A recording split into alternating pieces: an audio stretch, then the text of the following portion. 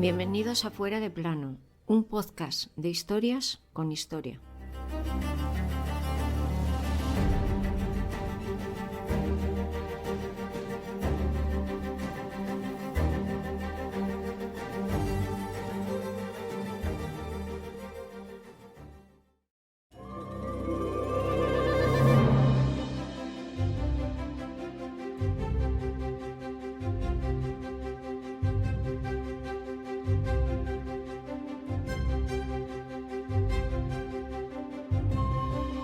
Lo haré bien. Con estas sencillas palabras, nuestra protagonista de hoy vaticinó su futuro cuando supo que la pesada y poderosa corona del Imperio Británico recaía en su infantil cabeza.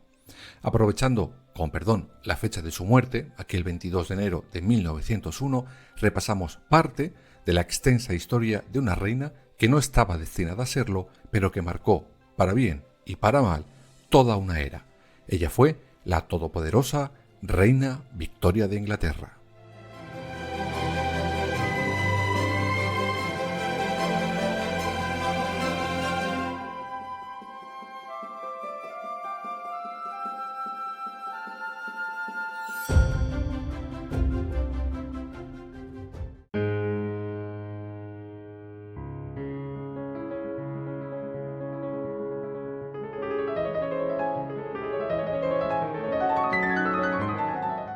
Para empezar a hablar de esta extensa biografía, creo que lo primero que hay que recalcar es que Alejandrina Victoria, la futura reina Victoria, nunca fue educada para reinar. No la tocaba a ella. Ella pertenecía a la famosa Casa de Hanover, una casa que se hace con la corona británica allá por 1714 a la muerte de la reina Ana. Aunque los primeros dos reyes de esta peculiar casa no serían considerados como verdaderos reyes por buena parte del pueblo. Me explico mejor. Eran alemanes que reinaban en Gran Bretaña, sin más. No será hasta que llegue Jorge III al trono cuando realmente los ingleses le consideren un verdadero rey inglés, pues este había nacido en el país del que llevaba la corona. Jorge III tuvo dos hijos que le sucedieron. Bueno, tendría uno más, el padre de nuestra protagonista, Eduardo Augusto, duque de Kent. El primero que le sucede será Jorge IV. Ya sabemos que esto de las monarquías no se comen demasiado la cabeza con los nombres. Pero este fallece y recoge el testigo su hermano, Guillermo IV, el tío de Victoria. Pero una vez más, en la historia de los reyes y reinas, todo empieza a torcerse por una sencilla razón. El rey Guillermo fallece y no tenía descendencia. Así que echan un vistazo al tema de la línea de sucesión y la siguiente de la lista era la pequeña Alejandrina Victoria.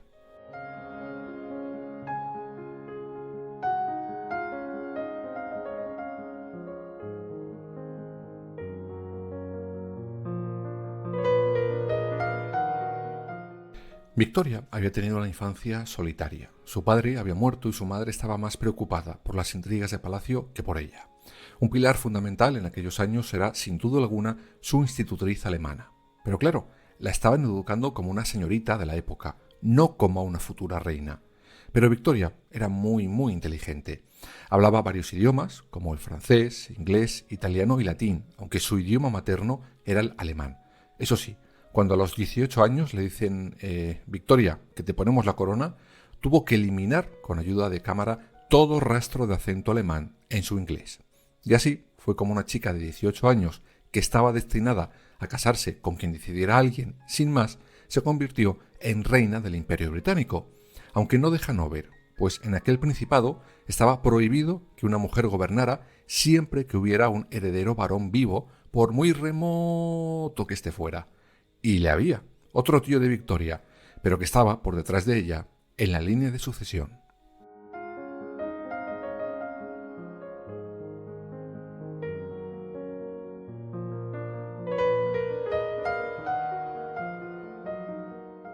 Antes os hablaba sobre el tema del matrimonio, y esto para la joven Victoria siempre fue un quebradero de cabeza, incluso cuando ya era reina. La horrorizaba esa idea, pues creía que podría venir cualquier tonto a las 3 a intentar quitarla poder o a decirla lo que era mejor o peor. Pero todo cambió por completo cuando en una visita de uno de sus primos a Inglaterra se vieron. Él era Alberto de Sajonia y Coburgo.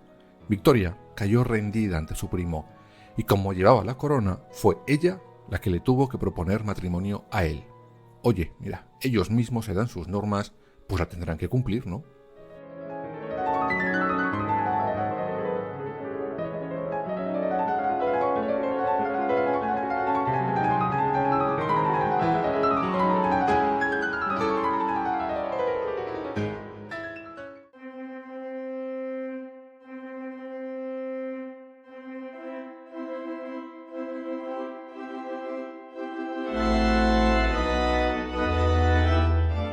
Un dato curioso. Cuando llegó el momento de celebrar el matrimonio, la reina Victoria rompió con lo establecido hasta el momento. Me explico.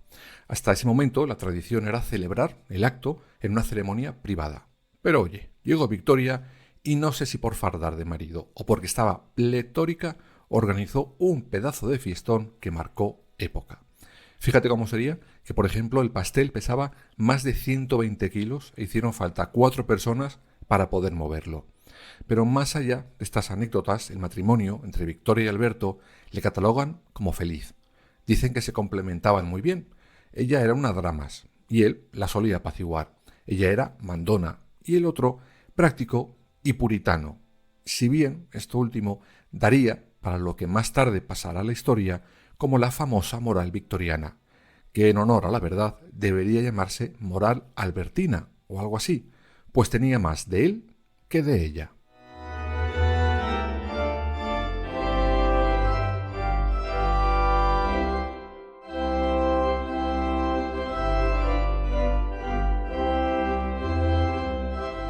Algunos decían que al final Alberto fue un metomentodo. Teóricamente su función era procrear con Victoria y dar herederitos al trono. Cuantos más mejor, por si acaso. Pero no se quedó ahí. Además de afianzar esa rígida y recalcitrante moral victoriana, Alberto puso orden en la administración de la desastrosa Casa Real Británica, pero sobre todo ayudó a afianzar la imagen de monarquía filantrópica que continúa a día de hoy asociada a la corona inglesa. Pero no todo en ese matrimonio era súper feliz y a qué huelen las nubes, no. Tenían carácter y mucho carácter. Cuando Victoria y Alberto se cabreaban, saltaban chispas. Bueno, en el caso de ella, saltaba lo primero que tuviera en la mano en dirección a su marido. Él, por su parte, era más analítico. Cuando discutían, se iba, se encerraba y escribía una lista de los reproches que luego la entregaba a su mujer. Un poco raro, ¿no? Bueno, el caso es que la dicha en la Casa Real duró apenas 2 décadas, hasta aquel 14 de diciembre de 1861. Alberto pasaba a mejor vida.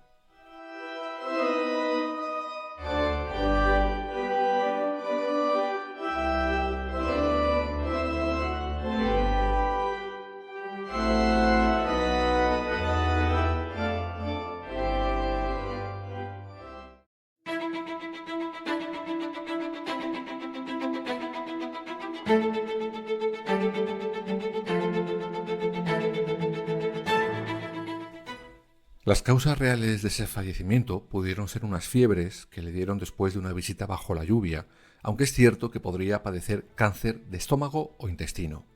El caso es que Victoria quedó completamente destrozada. Durante el resto de su vida, la reina vistió solo y exclusivamente de negro, luto riguroso. Por ejemplo, del día del funeral del rey, la reina Victoria no pudo acudir, se encerró en sí misma, no asumió su pérdida.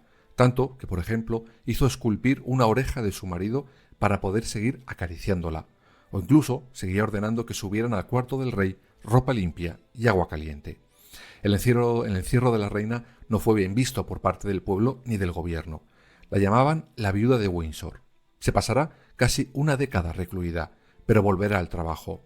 Aún así, podríais pensar que la reina podría apoyarse en su familia, ¿no? En sus hijos, por ejemplo. La pareja tuvo 9 hijos y 42 nietos, que por eso se la conoce como la abuela de Europa, pues todos ellos acaban de una manera o de otra en buena parte de las cortes del viejo continente en los siguientes años.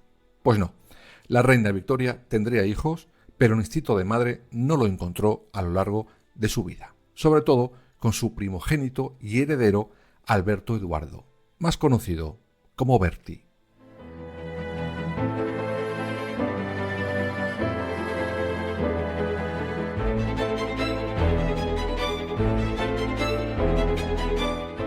Victoria aborrecía la maternidad, de siempre, incluso los, como les llamaba ella, sonidos de rana que hacían los niños. Pero como os he dicho, lo peor lo tenía con su heredero, con Bertie. No en vano le llegará a describir como un ser con un cerebro pequeño y vacío. Y mira, razón, lo que se dice razón, a nuestra protagonista de hoy creo que en eso no la faltaba. Bertie era un vividor, era un playboy, como diríamos hoy en día, y sus padres, los reyes, se lo reprochaban día sí, día también. Pero la reina le tenía especial asco, sí, asco, no nos vamos a andar con paños calientes, porque le culpaba por la muerte de su esposo. ¿Pero por qué? Bueno, ¿os acordáis que antes os decía que el rey cogió frío en una visita con lluvia que hizo días antes de caer con esas fiebres? Pues esa visita fue a Cambridge para ver a su primogénito y echarle la bronca por algo que había hecho. Por eso su madre, la reina Victoria, culparía siempre a su hijo de la muerte de su amado esposo.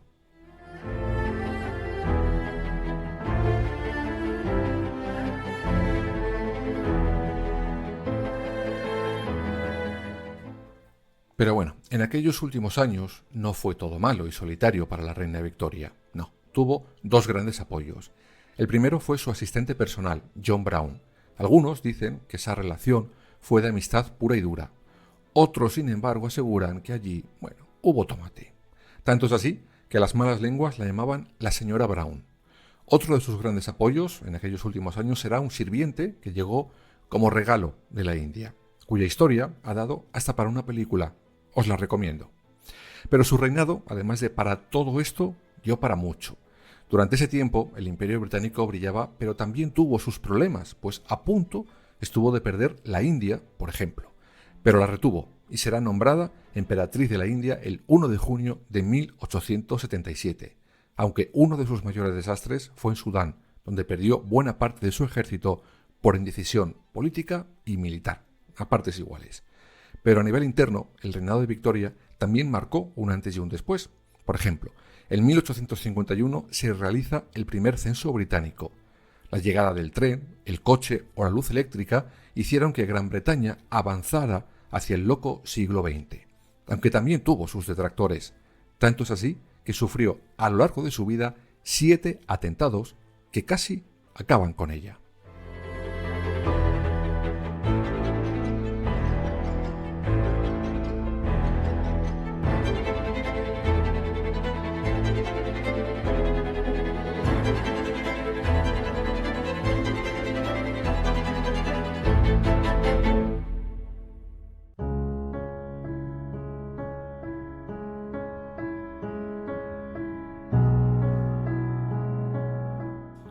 Uno de los más llamativos sería el 27 de junio de 1850.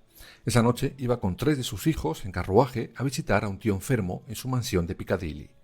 Fuera, como entenderéis, había muchos londinenses esperándola para decirla guapa y esas cosas. Todos menos uno. Él se llamaba Robert Pate. Justo cuando la comitiva se iba, Robert se abrió paso entre el resto y llegó al carruaje descubierto de la reina Victoria y le dio un pedazo de golpe en la cabeza con un bastón de punta de metal. Dicen que todo el mundo estalló en pánico, pero que la reina, tan pancha ella, se ajustó el sombrero y dijo: «No estoy herida». Y fin. Este sería el 5º intento de atentar contra ella, y según dicen los historiadores de la época, ella siempre se mostró fría y calmada ante todos ellos. Bueno, me hubiera gustado a mí verla al llegar a palacio y quedarse sola. Quizás la procesión iría por dentro.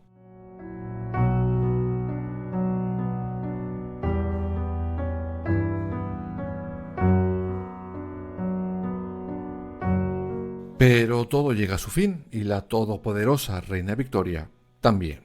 Durante el último año de vida, la reina había sufrido de reumatismo agudo y de bastante mala salud, así en general. Aunque aquel 22 de enero de 1901, a los 82 años, murió en su casa de vacaciones, víctima de una apoplejía. Aunque su último adiós casi acaba en desastre.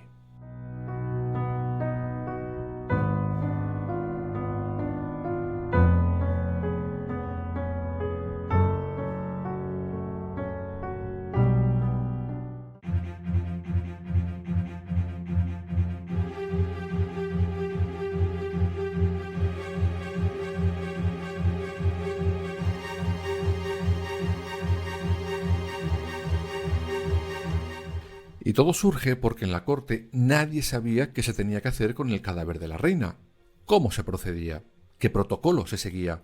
Ningún rey había muerto desde 1837 y no quedaba casi nadie vivo en la corte tras aquel entierro. Así que, ¿qué hacíamos con la reina Victoria? La reina había pedido no ser embalsamada, así que los cortesanos tuvieron que buscar un ataúd a toda prisa. Cuando por fin localizan a un especialista, cuando éste llega a palacio, ven que no hay féretro. ¿Por qué? Pues porque este señor tenía que medir el cadáver de la reina y traer el que se ajustara mejor a sus medidas. Empezamos mal.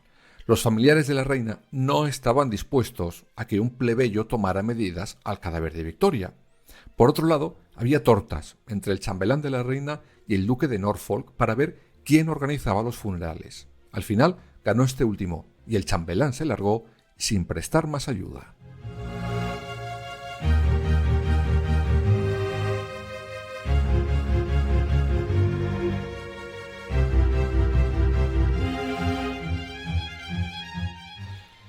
Afortunadamente, la reina Victoria fue más lista que todos ellos y dejó por escrito pistas de qué tipo de funeral quería para ella, llegado el momento. Lo tenía claro, sería un funeral de Estado con honores militares. Lo quería sencillo y como curiosidad dejó bien clarito que prohibía el color negro en su funeral. Todo sería de color blanco.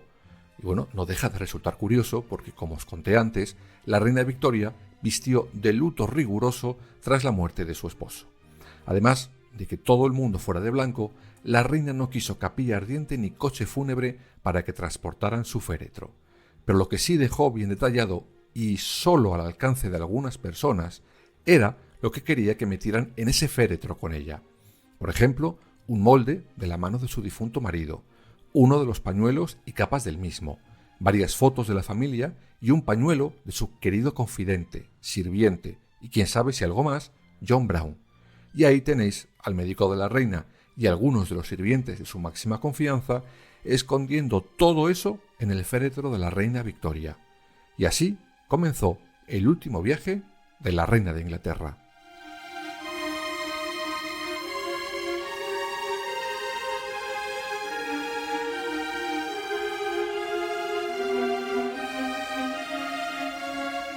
Primero en barco, luego sobre un carruaje de artillería pesada tirado por caballos, blancos, claro está, y por último un breve viaje en tren dirección a Windsor. Pero cuando llegó, de nuevo, el funeral a punto estuvo de irse al traste. Era ya 2 de febrero y hacía un frío que pelaba. Y sí, también para los caballos que iban a tirar de nuevo de ese cortejo. Pues bien, esos caballos, casi congelados, se soltaron y dejaron atrás el féretro de la reina Victoria. Al final, a alguien se le ocurrió una brillante idea. Si no había caballos, 138 guardias navales tirarían de ese carro para poder enterrar, por fin, a la reina Victoria. Aunque el encargado de organizarlo allí, en Windsor, decidió la noche de antes hacer un ensayo para que ni caballos ni hombres volvieran a fallar. Y así, el 4 de febrero, la reina Victoria descansó por fin en paz al lado de su amado Alberto.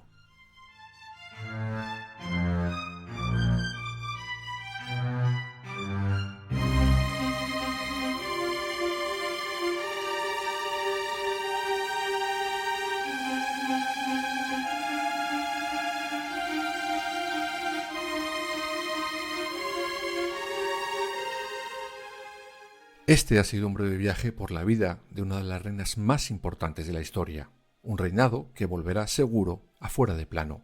No en vano, marca la historia política y moral no solo de Gran Bretaña, sino del mundo entero.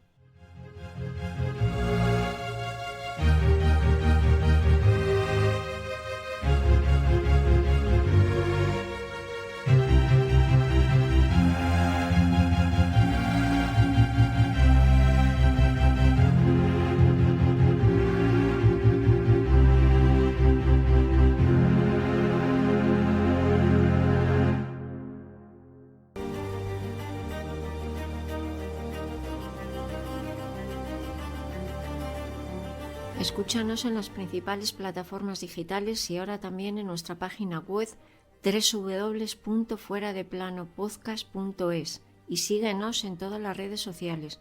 Twitter, Instagram, Facebook y Threads.